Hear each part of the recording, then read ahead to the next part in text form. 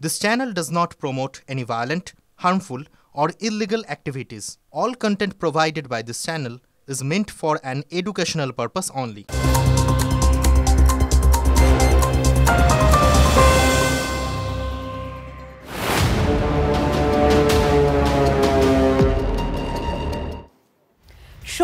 শত্রু কি কোথাও মিত্র, এই ফর্মুলাতেই কি বাংলাদেশ এগোচ্ছে?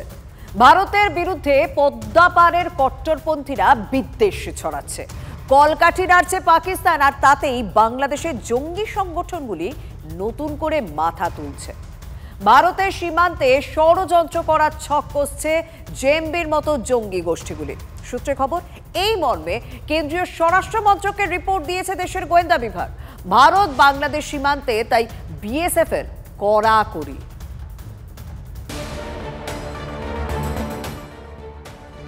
পদ্মাপারে তাণ্ডব চালাচ্ছে কট্টরপন্থীরা, কাঠের পুতুল হয়ে দেখছে ইউনূস সরকার। অরাজকতার এই পরিবেশে এপারে বাংলার আকাশে আশঙ্কার মেঘ, কারণ গত কয়েক মাসে এ রাজ্যে ফের সক্রিয় হয়েছে জেএমবির একাধিক স্লিপার সেল। মালদা, মুর্শিদাবাদ ও নদিয়ার সীমান্ত এলাকায় জঙ্গিদের নজর।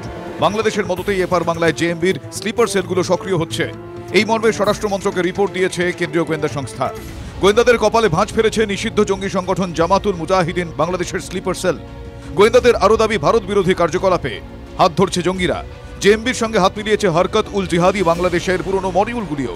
প্রশ্ন হলো, হঠাৎ করে কোন ক্ষমতায় মাথা চাড়া দিয়ে উঠছে বাংলাদেশের জঙ্গিরা? এর পিছনে রয়েছে পদ্মাপারের জুলাই আন্দোলন। হাসিনা সরকারের পতনের সময় বাংলাদেশের জেল ভেঙে ফেরার হয় প্রায় 700 অভিযুক্ত। ফেরারদের মধ্যে রয়েছে প্রায় 56 জন জঙ্গি নেতাও। বাংলাদেশের কারাকর্তারা স্বীকার করেছেন, সম্প্রতি জঙ্গি অভিযোগে ধৃত ও সাজাপ্রাপ্ত 174 জন জামিনে মুক্তি পেয়েছে। শীর্ষ সন্ত্রাসী অথবা যদি শীর্ষ সন্ত্রাসী 11 জন মুক্তি পেয়েছেন, জঙ্গিদের মুক্তি পেয়েছেন অ্যারাউন্ড 222 জনের মতো, 174 জনের মতো বিভিন্ন যারা জেএমবি অথবা বিভিন্ন নামে ছিলেন তাদের মধ্যে। আর শীর্ষ সন্ত্রাসী নামে আমাদের ডেফিনেশনে 11 জন মুক্তি পেয়েছেন। খোলামনে জঙ্গিদের মুক্তি দেওয়ার কথা জানিয়েছেন বাংলাদেশের কারা বিভাগের মহানির্দেশক। এই জঙ্গিরাই ভারতের সীমান্ত দিয়ে যে কোনোভাবে ঢোকার চেষ্টা করছে বলে অনুমান গোয়েন্দাদের। ছোট ছোট অনেকগুলো জঙ্গি সংগঠন সেটা বাইরে থেকে ভারতকে আক্রমণ করার প্রচেষ্টা চালাচ্ছে। আইএসআই এবং পাকিস্তানের মদত আছে, সেটা অস্বীকার করা যাবে না।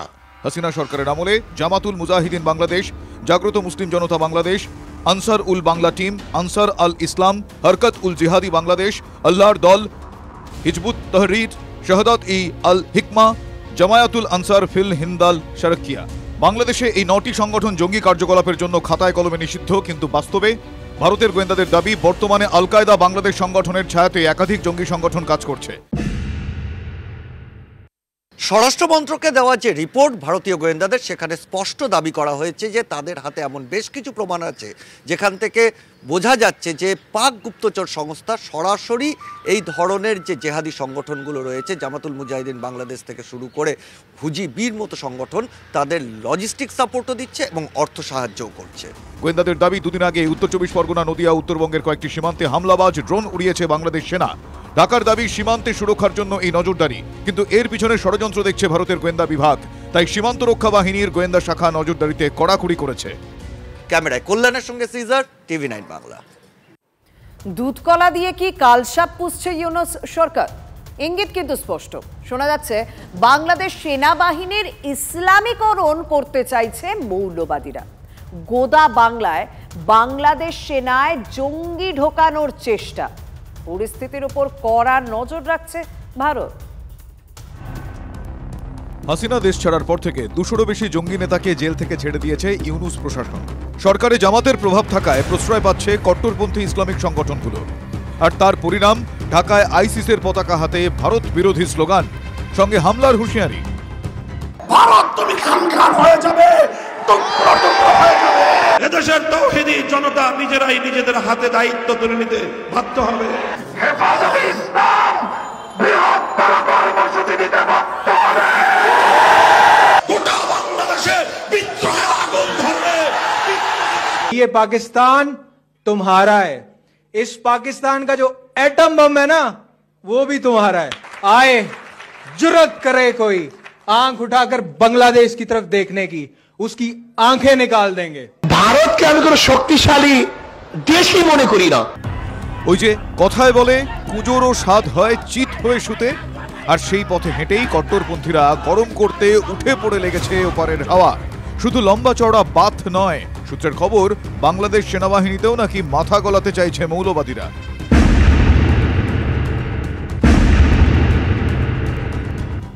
সূত্রের খবর, বাংলাদেশের অন্তর্বর্তী সরকারের চালিকা শক্তি হিসেবে পাশে থাকা ইসলামিক কট্টরপন্থীদের একটি নথি ভারতীয় গোয়েন্দাদের হাতে এসেছে। সেই নথিতে ঔপনিবেশিক প্রশিক্ষণে প্রশিক্ষিত সেনাবাহিনীর বিরোধিতা করা হয়েছে। বলা হয়েছে, বাংলাদেশে বর্তমান সেনাকর্তাদের বদল প্রয়োজন, পরিবর্তে ইসলামিক সেনাবাহিনী তৈরির নিদান দেওয়া হয়েছে। অর্থাৎ সিরিয়া বা সোমালিয়ার মতো বিভিন্ন জায়গায় যেখানে ইসলামিক শক্তিগুলো তারা ক্ষমতা দখল করেছে এবং ইসলামিক যে সেনা তৈরি করেছে সেই মডেল অনুসরণ করে বাংলাদেশেও ইসলামিক সেনা তৈরি করার পরিকল্পনা এই মৌলবাদী শক্তিগুলোর। 2017 সালের পরবর্তী সময় একটা রিপোর্ট দেওয়া হয়েছিল কেন্দ্রীয় গোয়েন্দা সংস্থার তরফ থেকে যে দুদিক থেকে ভারতকে আক্রমণ করা হবে, এক বাংলাদেশ আর একদিক পাকিস্তান, এবং সেটাই হচ্ছে। ছোট ছোট অনেকগুলো জঙ্গি সংগঠন সেটা ভারতের বাইরে, ভারতের ভেতরে, বাইরে থেকে ভারতকে আক্রমণ করার প্রচেষ্টা চালাচ্ছে। সেখানে যে ISIS বা ISI এবং পাকিস্তানের মদত আছে সেটা অস্বীকার করা যাবে না। সূত্রের খবর, বাংলাদেশ আর্মির ইসলামীকরণ এই মুহূর্তে কোনোভাবেই মেনে নিতে রাজি নন সেদেশের সেনাকর্তারা। এই নিয়ে কট্টরপন্থীদের সঙ্গে ইতিমধ্যেই তাঁদের মতবিরোধ তৈরি হয়েছে। ভারতের কাছে এটা সামান্য হলেও স্বস্তির। গোয়েন্দা রিপোর্টে উল্লেখ, এই মতানৈক্য অদূর ভবিষ্যতে বাংলাদেশের রাজনীতির নির্ণায়ক ভূমিকা নিতে পারে, বাংলাদেশে মৌলবাদীদের উৎখাত করতে যা সহায়ক হতে পারে। তাই আপাতত গোয়েন্দা নজরদারি বাড়ানোর পাশাপাশি বাংলাদেশ পরিস্থিতির ওপর প্রতি মুহূর্তে নজর রাখছে ভারত। ক্যামেরায় কল্যাণের সঙ্গে সিজার, TV9 বাংলা। কুকথায় পঞ্চমুখ, কণ্ঠে ভরা বিষ। না, রায়গুণাকর ভারতচন্দ্রের অন্নদামঙ্গল নয়, বর্তমান বাংলাদেশ, যা মানবতার বুকে মূর্তিমান অমঙ্গল। লাখ লাখ মৌলবাদী, পেটে বিদ্যে নেই, ঘটে বুদ্ধি নেই, শুধু জীবের ডগায় বিষ রয়েছে, বিদ্বেষের বিষ। ইসকন আমাদের একটাকে ফেলছে, আমরা টার্গেট করে একটাকে ফেলবো। কথা একেবারে ক্লিয়ার। ক্যান্সারের একটাই আনসার, সেটা হচ্ছে এটা উগরে ফেলতে হবে। শরীরের যেই অংশে ক্যান্সার হবে সেই অংশটা কেটে না ফেললে এই অংশ ঠিক হবে না, সারা শরীরে ক্যান্সার ধরবে। ইসকনকে বাংলাদেশ থেকে উগরে ফেলতে হবে। এত বড় জেনোসাইডের কথা বলছে ওপেনলি।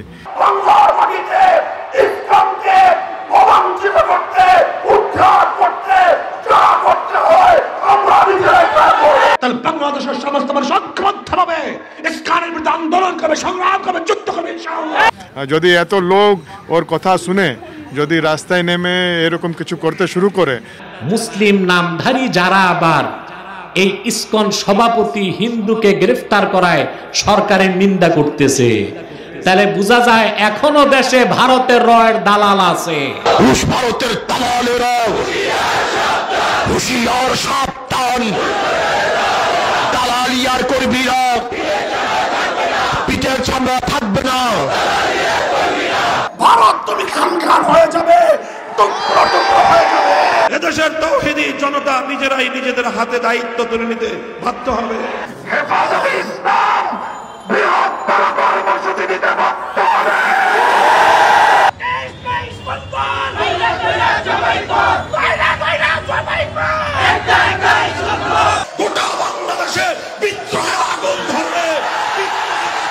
বাংলাদেশের সমস্ত মানুষ ঐক্যবদ্ধভাবে ইসলামের বিরুদ্ধে আন্দোলন করবে, সংগ্রাম করবে, যুদ্ধ করবে ইনশাআল্লাহ।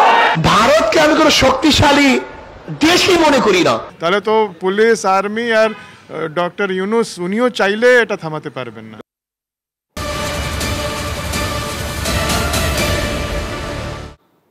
ওপারে তো বাংলাদেশ চলছে, ওপারের মৌলবাদীরা যদি এপারে অনুপ্রবেশ করে তাহলে কি হবে? এই আশঙ্কা যখন বাড়ছে, ঠিক তখনই মাল পুরসভার বিরুদ্ধে চাঞ্চল্যকর অভিযোগ উঠেছে। অভিযোগ, আফগানিস্তানি অনুপ্রবেশকারীদের এদেশের নাগরিকত্ব পাইয়ে দিতে মদত করছে মাল পুরসভা। নভেম্বরের পর ডিসেম্বর মাল পুরসভাকে পর পর দুবার নোটিশ পাঠিয়েছে CBI. TV9 Bangla exclusive report দেখুন।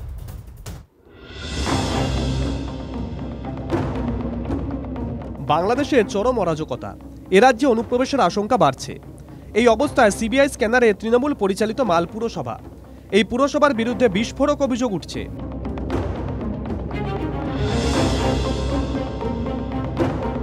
এজেন্সির অনুমান, আফগানিস্তান, বাংলাদেশ সহ আশেপাশের দেশ থেকে আসা অনুপ্রবেশকারীদের ভুয়ো নথি করিয়ে দিয়ে এ রাজ্যে নাগরিকত্ব পাইয়ে দিতে মদত রয়েছে মাল পুরসভার। অভিযোগটা ঠিক কি? দিল্লি বিমানবন্দর থেকে সন্দেহজনক 6 জনকে আটক করে সিবিআই। এজেন্সির সন্দেহ এরা সবাই আফগান নাগরিক। ভুয়ো নথির মাধ্যমে এরা ভারতীয় নাগরিকত্ব ও পাসপোর্ট বানিয়েছেন। ধৃতরা প্রত্যেকে মালবাজার পুরসভা এলাকায় তাদের জন্মের সরকারি নথি জমা দেন। গত নভেম্বর মাসে মালবাজার পুরসভাকে প্রথম নোটিশ দেয় সিবিআই। উত্তর মেলেনি। 5ই ডিসেম্বর ফের নোটিশ পাঠানো হয়। কিসের ভিত্তিতে জন্ম ও পরিবারের অন্য সদস্যদের মৃত্যু সার্টিফিকেট দেওয়া হলো? বিস্তারিত তথ্য চেয়েছে সিবিআই। মোট 15 জনের জন্ম মৃত্যু সার্টিফিকেট সংক্রান্ত নথি চাওয়া হয়েছে। চাঞ্চল্যকর এই অভিযোগ সামনে আসতেই তীব্র কটাক্ষ বিরোধীদের। বিজেপি বিধায়ক শঙ্কর ঘোষের তোপ, এভাবেই মৌলবাদী অনুপ্রবেশকারীদের সাহায্য করছে তৃণমূল সরকার। তৃণমূল কংগ্রেসের সরকার যে দেশবিরোধী সরকার, দেশদ্রোহীদের সরকার, সেটা আরেকবার প্রমাণিত হলো। আমার তো মনে হচ্ছে যে বাংলাদেশের যারা মৌলবাদের সাথে যুক্ত হয়ে হিন্দু নাগরিকদেরকে, সেখানকার সংখ্যালঘু হিন্দুদের উপর অত্যাচার চালাচ্ছে, ভবিষ্যতে দেখা যাবে এরাও পশ্চিমবঙ্গে এসে বহাল তবিয়তে তৃণমূলের বদন্যতায় এখানেও সে একই ধরনের অত্যাচার চালাবে। কেন এই অভিযোগ উঠল তা খতিয়ে দেখতে পুরসভার সংশ্লিষ্ট বিভাগের কর্মীদের কাছ থেকে রিপোর্ট চাওয়া হয়েছে। বিতর্কের মুখে সাফাই চেয়ারম্যান ও ভাইস চেয়ারম্যানের। এগুলো রুটিন ব্যাপার, এরকম অনেক দপ্তর থেকেই এরকম আসে ভেরিফিকেশনের জন্য। যদি এখান থেকে হয়ে থাকে উপযুক্ত কাগজপত্র দেওয়া হবে। একটা লেটার করেছে আর কি, তো সেটা আমরা যেই সংশ্লিষ্ট দপ্তরে যে কাজ করে বার্থ সার্টিফিকেট বা এসব, তো তাকে আমরা একটা দিয়েছি যে ওগুলো বিষয় দেখে নিয়ে তারা একটা আমাদেরকে অফিসকে রিপোর্ট দিবে। তারপরে আমরা দেখব যে ওটা ইস্যু হয়েছে কি হয়নি। এখন এটাও তো আমরা না দেখে বলতে পারছি। কেন, কিসের ভিত্তিতে ভুয়ো জন্ম মৃত্যু সার্টিফিকেট কত পেতে পারেন অনুপ্রবেশকারীরা? পিছনে কারা? কত বড় চক্র? সব প্রশ্নের উত্তর খুঁজছে সিবিআই। অভিনেতা দেবের আসন্ন ছবি খাদানের প্রমোশনে বিশৃঙ্খল পরিস্থিতি। বারাসাতের এক শপিং মলে ছিল ছবির প্রমোশন। অভিনেতা দেবকে দেখতে শপিং মল চত্বর সহ 34 নম্বর জাতীয় সড়কে ভিড় জমান কয়েক হাজার মানুষ। ভিড় বাড়তে থাকলে নিয়ন্ত্রণের বাইরে চলে যায় পরিস্থিতি। ঘটনাস্থলে মধ্যমগ্রাম থানা বিশাল পুলিশ থাকলেও চরম বিশৃঙ্খল পরিস্থিতি তৈরি হয়। অবরুদ্ধ হয়ে পড়ে 34 নম্বর জাতীয় সড়কের একাংশ। পরিস্থিতি নিয়ন্ত্রণে লাঠিচার্জ করতে হয় পুলিশকে।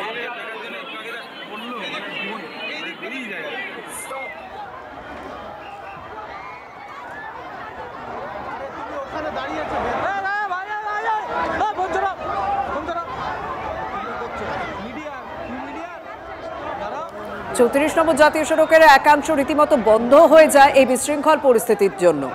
কারণ বাংলা সফর চলছে এই খাদানের প্রমোশনের জন্য। অভিনেতা দেব সহ সহ অভিনেতারাও এই প্রমোশনে রয়েছেন। আজ মধ্যমগ্রামে সেই প্রমোশন ছিল। অভিনেতা দেবকে দেখতেই রীতিমতো বিশৃঙ্খল পরিস্থিতি। প্রচুর ভিড় করেন মানুষ।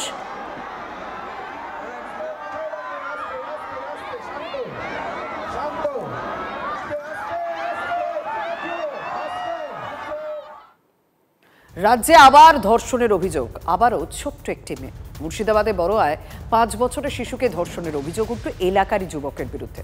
গ্রেপ্তার করা হয়েছে অভিযুক্তকে।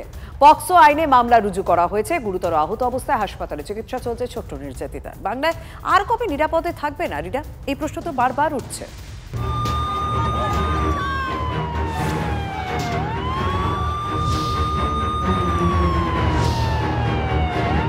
জয়নগরের নির্যাতিতা নাবালিকা বিচার পেয়েছে, দুদিনও হয়নি। ক্লাস 4-এর ছাত্রীকে ধর্ষণ করে ফাঁসির সাজা দেওয়া হয়েছে অভিযুক্তকে। কিন্তু তারপরও বাংলায় নারী নির্যাতন থামছে কই? ফের ধর্ষণের অভিযোগ। এবার মুর্শিদাবাদের বড়োয়ার রানীপুর গ্রামে। টার্গেট আবার সেই ছোট্ট মেয়ে। শনিবার বিকেলে বাড়ির বাইরে খেলছিল 5 বছরের শিশুকন্যা। হঠাৎ তাকে বাইকে করে তুলে নিয়ে যায় এলাকারই যুবক টিটু ভল্লা। অভিযোগ, বাড়ি থেকে 300 মিটার দূরে জঙ্গলে নিয়ে গিয়ে ধর্ষণ করে। স্থানীয়রা গিয়ে অচৈতন্য অবস্থায় উদ্ধার করে শিশুটিকে। অভিযুক্ত যুবককে বেধড়ক মারধর করে ক্ষিপ্ত জনতা। পরে তুলে দেওয়া হয় পুলিশের হাতে। জঙ্গলে নিয়ে এসেই ওই 5 বছরের শিশুকে ধর্ষণ করে এই গ্রামেরই যুবক। গতকাল বিকেলে যখন খেলা করছিল সেই সময় তাকে তুলে নিয়ে আসে বাড়ি থেকে এবং এই জঙ্গলের মধ্যেই ধর্ষণ করে বলে অভিযোগ। গুরুতর জখম অবস্থায় কান্দি মহকুমা হাসপাতালে ভর্তি নির্যাতিতা শিশু। গ্রেপ্তার করা হয়েছে অভিযুক্ত টিটু ভাল্লাকে। ধর্ষণের অভিযোগে পক্সো আইনে মামলা রুজু করে ইতিমধ্যেই তদন্ত শুরু করেছে পুলিশ। কিন্তু অনেকজন মাঠে কাজ করছিল, ওদিকে জিজ্ঞেস করলাম যে একটা বাচ্চাকে একটা লোক ধরে নিয়ে আসছে, এদিকে কোথায় কোন দিকে গেল বলতো। বলছি যে বাচ্চাটাকে এই আধারের ভিতর দিকে ঢুকলো, দিয়ে গিয়ে দেখছি যে আমরা তখন দেখছি যে বাচ্চাটার সঙ্গে খারাপ রকম কাজ করছে। হ্যাঁ, শিশু ঠাকুমার অভিযোগ, দীর্ঘদিন ধরেই এলাকায় শিশুদের সঙ্গে অভব্য আচরণ করে অভিযুক্ত যুবক। ফাঁসির সাজা চাইছে পরিবার। না না না না না ওরকম করে কতক্ষণা করে, গ্রাম গ্রাম সব করে, এবার আমরা তা জানি না। এরকম করে বেড়াচ্ছে ছেলেটা, এবার আমরা তা জানি না। দেখছি পাশে ছেলে আছে, ও ঘুরে বেড়ায় আমার ছেলেটাকে বলে নিয়ে বিচে দেবো। একটা ছেলে হয়েছে, আমার একটা লাঠি হয়েছে, বলে এ পিও তোর ছেলেটা নিয়ে বিচে দেবো। এসে খেলা করছে, এখান থেকে ওকে তুলে নিয়ে গেছে। তুলে নিয়ে গিয়ে তাই বাচ্চা খেলা করছে, কোনো তখন ওই চেঁচামেচি সব আরম্ভ হয়েছে। হওয়ার পরে ওকে এই নোংরামি কাজ আরম্ভ করেছে। নোংরামি কাজ করলে এই যে পাওয়াটা সব জঙ্গল, তো জঙ্গলে সব ছিলে গেছে। কি চাইছেন? ওকে ফাঁসি দিয়ে। বাংলায় বিশেষ করে শিশুরা, মানে মহিলা, শিশু, বয়স্ক কেউ নিরাপদ নয়। দুর্ভাগ্য এটা আমাদের যে কোন বাংলায় আমরা বসবাস করছি, যে বাংলা ক্রমশ ধর্ষণের রাজ্যে রূপান্তরিত হচ্ছে। এদিকে মুর্শিদাবাদেই নাবালিকাকে 3 দিন ধরে আটকে রেখে লাগাতার ধর্ষণের অভিযোগ, গ্রেপ্তার 4। তাজ্জব করা বিষয়, ধর্ষণে অভিযুক্ত বান্ধবীর বাবা, ষড়যন্ত্রে অভিযুক্ত বান্ধবী, তার মা ও আত্মীয় মহিলা। তার মানে নাবালিকাকে আজকে ধর্ষণে মদত করেছেন 3 জন মহিলা। ভাবা যায়, প্রাথমিকভাবে জানা যাচ্ছে ওই নাবালিকাকে দেহ ব্যবসায় নামানোর ছক ছিল। বাংলায় হচ্ছেটা কি? আরজিকর, জয়নগর, ফারাক্কা, পরপর ধর্ষণ। কোথাও কি নিরাপদ নয়? শিশুকন্যা থেকে বৃদ্ধা, কেউই। মুর্শিদাবাদ থেকে কৌশিক ঘোষের রিপোর্ট, TV9 বাংলা।